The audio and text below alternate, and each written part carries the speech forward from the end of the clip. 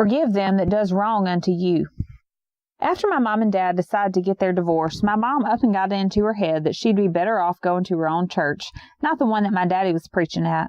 So she took to driving over to Camden where there was an Episcopal church. I went there sometimes when there weren't nothing better to do, not that I minded going to church on a Sunday. It sure was a lot easier than sitting around swatting flies on a summer afternoon. This Episcopal church was a tall building made out of red brick with a big clock in the middle of its spire when they had a bell up at the top. The Episcopals didn't ring the bell none, though, as they thought it would be rude to remind folks that was already coming that it was time to go to church, and in bad taste to upbraid folks that had no intention of coming no matter how much they clanged the bell. So the building just sat quiet like at the back of the town square, not overly large, but set back a ways from the road. They had the best music of all the churches I'd ever gone to, except the black churches, but that was a different kind of music, being gospel and all. The fundamentals didn't really believe in music or dancing or anything. There was a joke about how come fundamentals don't make love standing up, because somebody might think they're dancing. And the Methodists kind of clanged away at a broken piano and sawed their voices. The Afro-American folks at my friend Loopy's church raised their voices like they was kind of trying to reach up to God. The Episcopalians sat quietly, kind of swooning to the glory of the harpsichord music. After my mama was going to the new church for a short bit, the Episcopal minister got to calling up at our home, wanting to know if my mama was there. Sometimes Daddy would answer, and the Episcopal minister, I guess I should let you know it was Peter, was his name. He was cool as a pitcher of lemonade on a summer day. Well, he would just ask to talk to Mama like it was church business or something. I guess my mama explained the situation to as well as could be. My daddy'd been cheating, and they were in the process of getting a divorce, but it was a long road to go, being entangled with lawyers and a kid, and years of habit, and my daddy being a relatively shiftless sort, notwithstanding he was a minister. Fundamental, Peter would skiff, letting on that he didn't think too high of the breed. But in the meantime, my mom had let on she was free to do what she liked, including talking to her minister into the wee hours of the morning. And talk they did. Just listening to the words, you'd think that they was just talking about the choice of music in the program the coming Sunday, whether they should be open with God's glory or tuned by Mozart they'd been practicing, but underneath, any fool that was paying attention could have heard that there was something in my mama's voice that told of something else going on. And I guess it says something about my daddy that he didn't hear nothing. One rule my mama had since they was splitting up was my daddy wasn't allowed in her new church. But nevertheless, he came by one Sunday afore services to pick me up. Leastwise, that's what he said. Whether it was 'cause he forgot, or just out of pure stupidness, I don't know. But when he drove up, there was my mama and Peter out on the front lawn greeting the flock like they was already Mr. and Mrs. Episcopal Minister. I saw my daddy sitting there in his car across the road.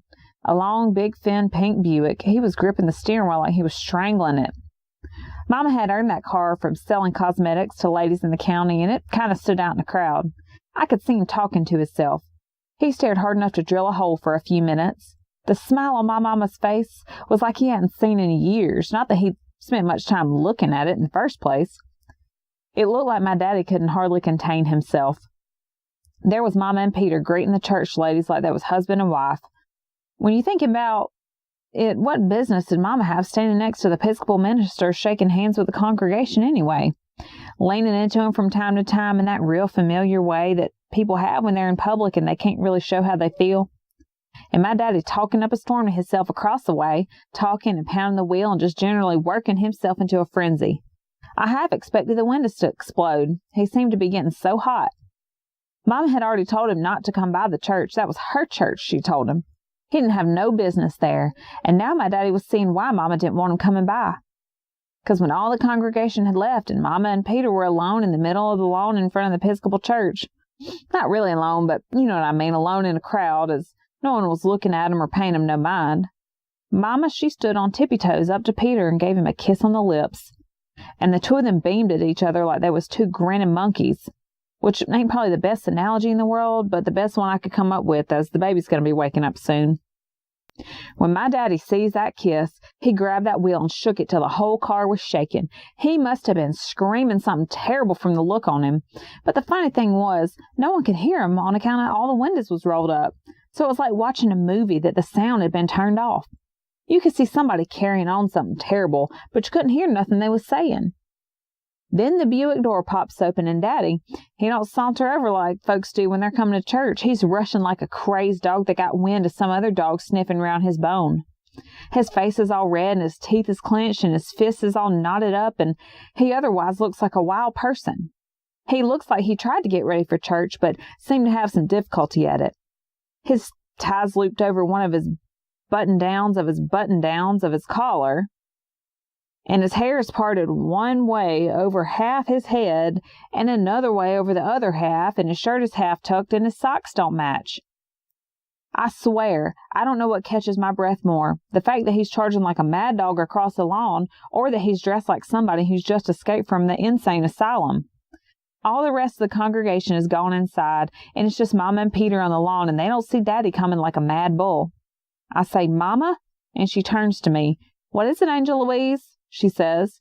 Most mothers, they'd say something like honey or darling, but my mother never called me none of them pet names. I guess she figured Angel-Louise was pet name enough for the both of us. So she turns to me with a little irritation in her voice for my having interrupted her tete-a-tete with Peter. What is it? But all I can do is stare at this crazy man who's not now 10 yards away from us. My mama must have seen my look, because right at that last moment she turns to see Daddy just before he goes plowing into them both.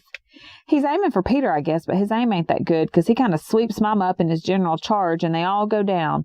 Mama shrieking his name, "Luther, what's come over you? You've gone crazy. Stop it." Peter is totally discombobulated. He didn't know what's happening, except, well, he has an idea of what's happening, but not any real idea why. He's under this pile of bodies, and this crazy man is swinging his fist like a windmill.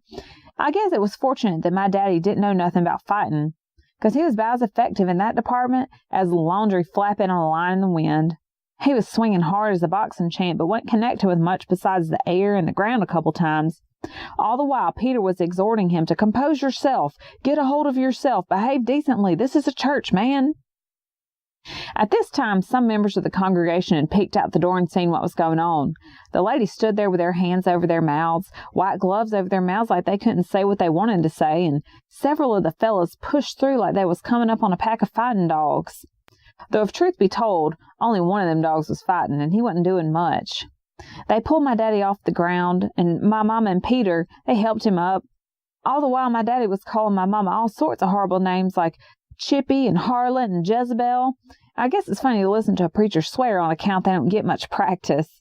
And my mama was laying into him about breaking their restraining order and how he was a crazy man, and letting out a much more colorful stream of swear words, which she was a lot better at than him on account of she weren't no preacher and had had a lot of practice all the years they'd been married. They were standing there shouting at each other, covered in grass clippings, when Peter comes up and takes my mama by the shoulders and tells her they need to go inside and pray. And he tells that to the entire congregation, and he advises my daddy go to his church and pray and ask forgiveness for breaking the peace of the Sabbath. The big fellows in Peter's congregation helped Daddy to his car by lifting him by the elbows and dropping him inside. And it's then that Mama breaks down crying about how difficult it was and how she was so shamed. And then all the church ladies come up to her and smother with a fluttering of white-gloved hands, prettying her up and pulling the grass off of her hair and smoothing out her dress and generally telling her this weren't no doing of hers. Then they went inside, leaving me on the lawn, and I look across at Daddy, and he's wiping grass from his face, looking for all the world like a dog that's been shut out of doors. What I want to say is sad and lonely. It won't so much to be a part of what's going on inside. I want to go up to him and put my hand in his like we used to when I was little, walking to church together, all of us, the family together, but I couldn't, because Mama had a grip on my hand like an alligator cramp. And my daddy, he got into that old Pete and Buick and drove away. So I went inside Peter's church and listened to the music that should have made my heart swell up to God, but didn't. On the contrary, it just made me feel sadder and bluer than I was before. And I listened to the sermon that Peter delivered, which was, "Forgive those that do wrong unto you." But as I sat there next to Mama, I could sense that there weren't no forgiveness in her heart for what my daddy done, but just coldness and a hardness of her heart against him.